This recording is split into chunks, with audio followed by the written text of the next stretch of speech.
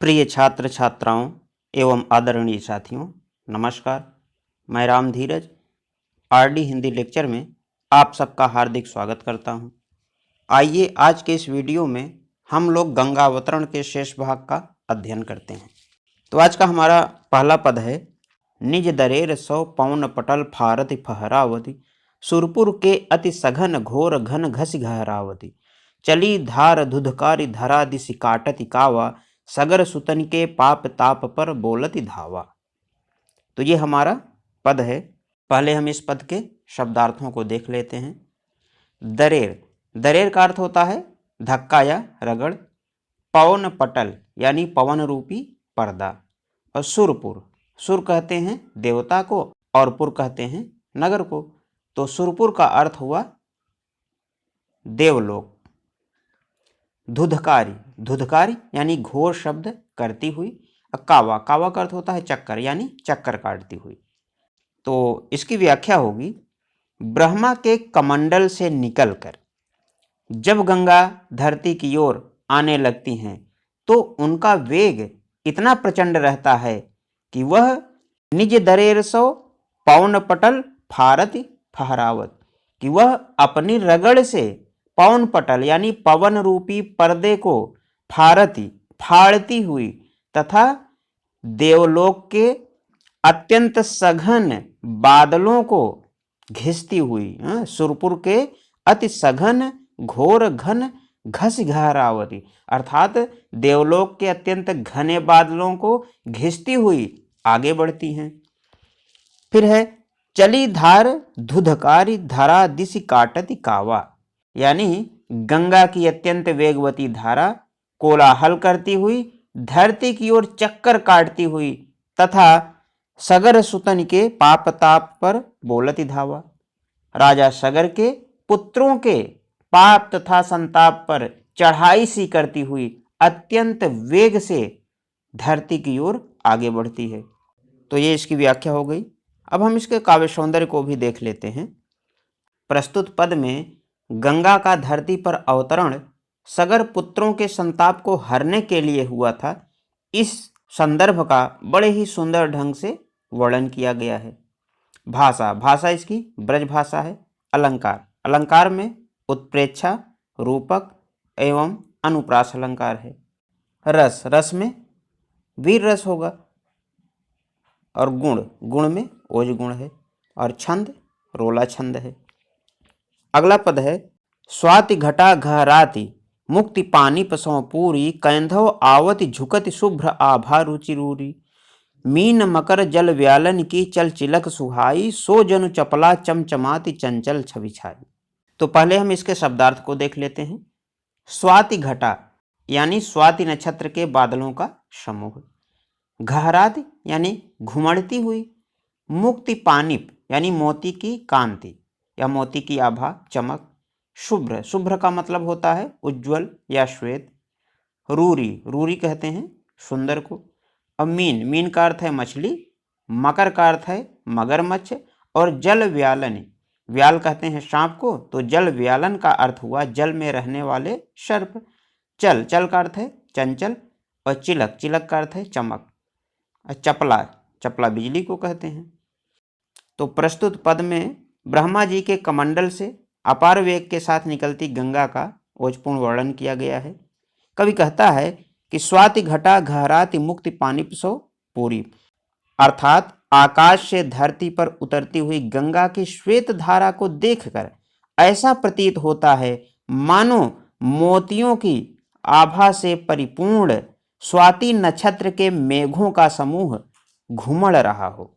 कैंधो आवति झुकति शुभ्र आभा रुचि रूरी, अथवा ऐसा लगता है कि मानो सुंदर श्वेत ज्योति धरती की ओर झुकती हुई चली आ रही हो। मीन मकर जल व्यालन की चल चिलक सुहाई, गंगा के साफ और निर्मल जल में मछलियां, मगरमच्छ और जल सर्पों की चंचल चमक ऐसे शोभा पा रही है मानो चंचलता से परिपूर्ण बिजली ही चमचमा रही हो। सो जनु चपला चमचमाति चंचल छवि छाई। तो इसका काव्य सौंदर्य होगा, गंगा की जल धारा का आलंकारिक चित्रण इस पद में हुआ है। कवि ने मुक्ति पानी शब्द के द्वारा गंगा की मोक्षदायिनी शक्ति का भी यहाँ पर संकेत कर दिया है। भाषा ब्रज भाषा है। अलंकार में उत्प्रेक्षा, श्लेष, संदेह एवं अनुप्रास अलंकार है। रस शांत और वीर रस रहेगा। गुण ओज गुण और छंद रोला छंद है। आइए अगला पद देखते हैं। रुचिर रजतमय कै बितान तानेव अति बिस्तर, झरति बूंद सो झिल मिलात मोतिन की झालर, ताकै नीचे राग रंग के ढंग जमाए, सुर बनितन के बृंद करत आनंद बधाए। तो इसके शब्दार्थ हैं रुचिर, रुचिर का अर्थ है सुंदर। रजतमय, रजत कहते हैं चांदी को, तो रजतमय का अर्थ होगा चांदी युक्त।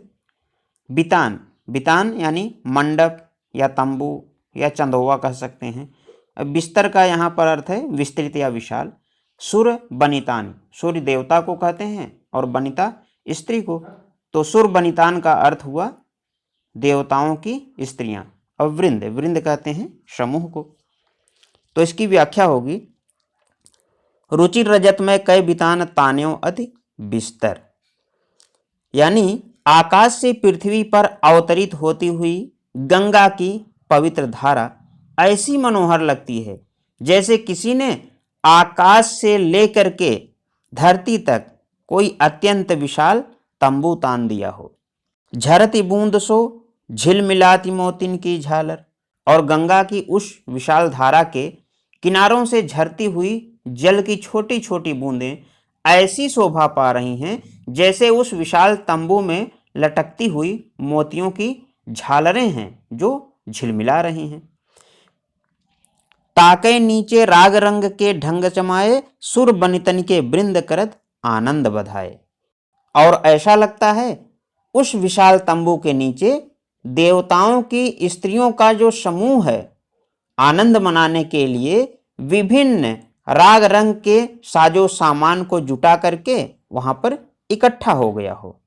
काव्य सौंदर्य, चंदोवा के रूप में गंगा की धारा के वर्णन की कल्पना में कवि की प्रतिभा दर्शनीय है। भाषा ब्रज भाषा। अलंकार उपमा एवं अनुप्रास अलंकार। रस शांत रस है। छंद रोला छंद है। अगला पद है कबहु सुधार अपार वेग नीचे कौ धावे, हर हराति लहराति सहस जो जन चली जावे, मनु विधि चतुर किसान पौन निज मन का उपावत, पुण्य खेत उत्पन्न हीर की राशि उषावत। तो इसके शब्दार्थ हैं जोजन, जोजन यानी योजन या 4 कोश की जो दूरी होती है उसे ही योजन कहते हैं। विधि, विधि माने ब्रह्मा, और पवन, पवन का अर्थ है यहाँ पर पवन। उषावत, उषावत अर्थात जो किसान होते हैं वो अपने अन्न की राशि को हवा में उड़ा करके उससे भूसा अलग करते हैं, इसी को उसाना कहते हैं।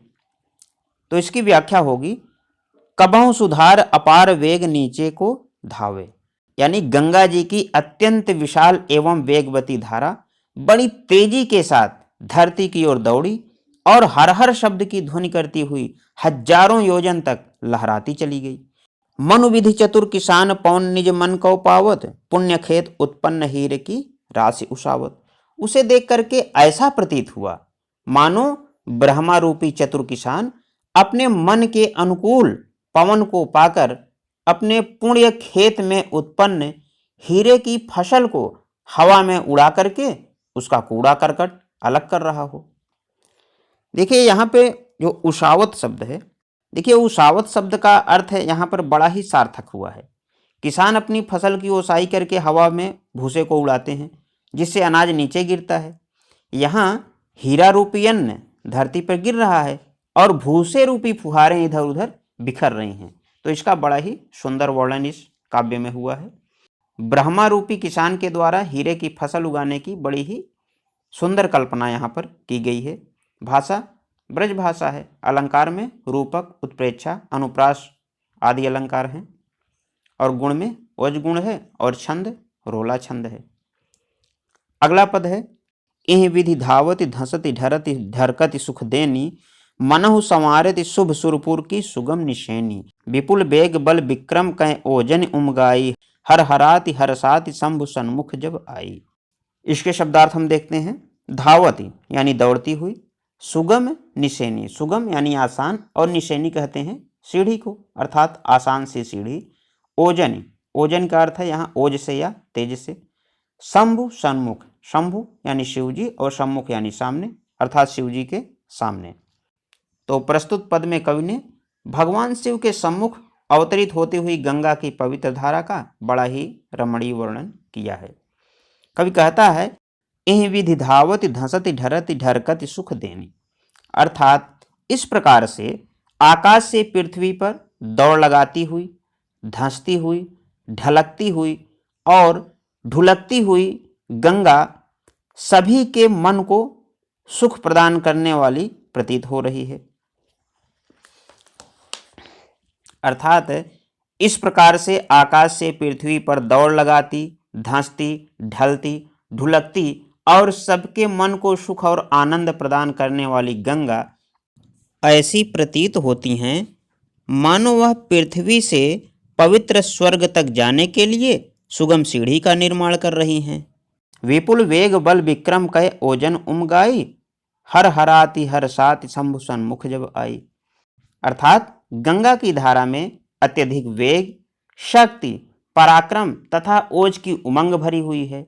वह सभी में इन्हीं गुणों को उमगाती, हर हर की ध्वनि उत्पन्न करती हुई अत्यधिक हर्ष के साथ भगवान शिव के समक्ष अवतरित हो गई।